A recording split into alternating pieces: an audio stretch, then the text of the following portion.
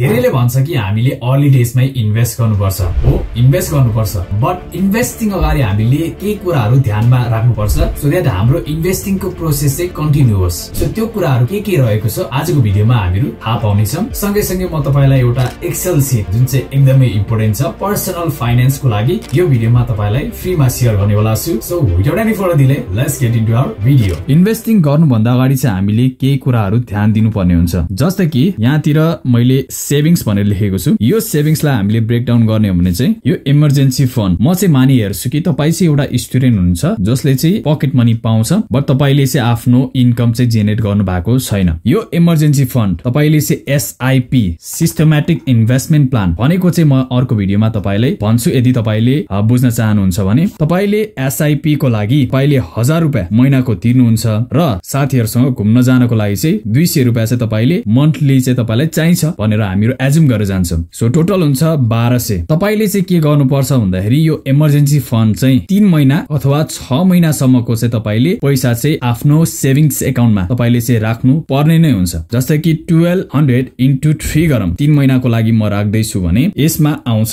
कति त भन्दाखेरि 3600। यो 3600 चाहिँ मैले चाहिँ सेभिङ्स एकाउन्टमा चाहिँ राख्नै पर्छ। इन्स्योरेन्सको बारेमा तपाईलाई भन्नु पर्दाखेरि मैले चाहिँ डिफरेन्ट इन्स्योरेन्स कम्पनीमा गएर नै बुझेको छु। जस्तै कि prime life insurance, citizen life insurance र एसियन लाइफ इन्स्योरेन्स गएर मैले चाहिँ बुझ्न मौका पाए। एन्ड त्यहाँ चाहिँ हामीलाई के सिकाइन्छ भन्दाखेरि डिफरेन्ट प्याकेजेसहरु जस्तै कि मनी ब्याक इन्स्योरेन्स, जीवन साथी योजना, एनुअल मनी ब्याक इन्स्योरेन्स अनि इन्डोरमेन्ट प्लस र अरु पनि थुप्रै इन्स्योरेन्स पोलिसी अथवा इन्स्योरेन्स प्याकेजेसहरु तपाईले सुन्नु भएको होला। बट हामीलाई एज एन एजेन्ट पनि सिकाइदैन। त्यो भनेको चाहिँ टर्म लाइफ इन्स्योरेन्स र टर्म हेल्थ इन्स्योरेन्स हो। यो टर्म लाइफ इन्स्योरेन्स चाहिँ किन सिकाइदैन भन्दाखेरि एज एन एजेन्ट तपाईलाई फाइदा पनि हुँदैन अनि अर्को भनेको चाहिँ एज एन पब्लिकलाई चाहिँ बनाएको इन्स्योरेन्स चाहिँ भनौं।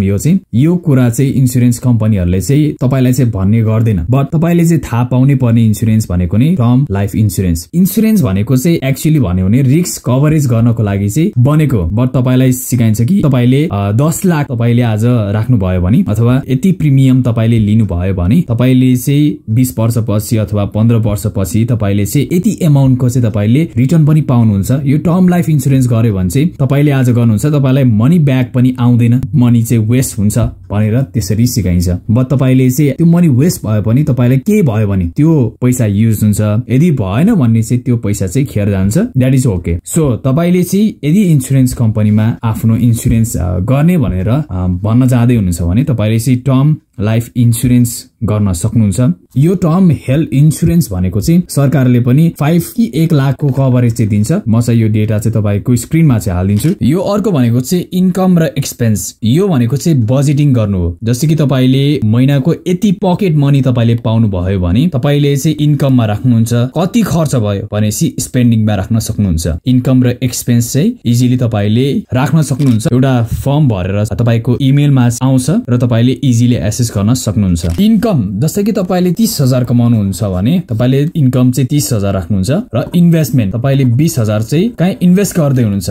अब खर्च चाहिँ कति गर्ने हो भन्दाखेरि तपाईले सुरुमा आउँछ इन्कम, त्यसपछि तपाईले इन्भेस्टमेन्ट गरिहाल्ने हो। इन्भेस्टमेन्ट गरिसकेपछि जुन चाहिँ बाँकी हुन्छ 30,000 माइनस 20,000 भनेको 10,000 हुन्छ। यति चाहिँ तपाईले खर्च गर्न सक्नुहुन्छ। सो तपाईले बजेटिङ गर्दाखेरि चाहिँ यो कुरालाई चाहिँ ध्यान दिनुपर्ने हुन्छ। तपाईको सुरुमा आउने इन्कम चाहिँ तपाईले इन्भेस्टमेन्ट गर्नुहुन्छ, इन्भेस्टमेन्ट गरिसकेपछि मात्र तपाईले एक्सपेन्स गर्नुहुन्छ। यदि तपाईलाई आजको भिडियो इन्फर्मेटिभ लाग्यो भने मात्र तपाईले यो भिडियोमा लाइक, कमेन्ट र शेयर गर्न सक्नुहुन्छ। हामीहरु फेरि पनि एउटा नयाँ भिडियोका साथ भेट्नेछौं। तबसम्मको लागि stay safe, stay healthy and Khyaju.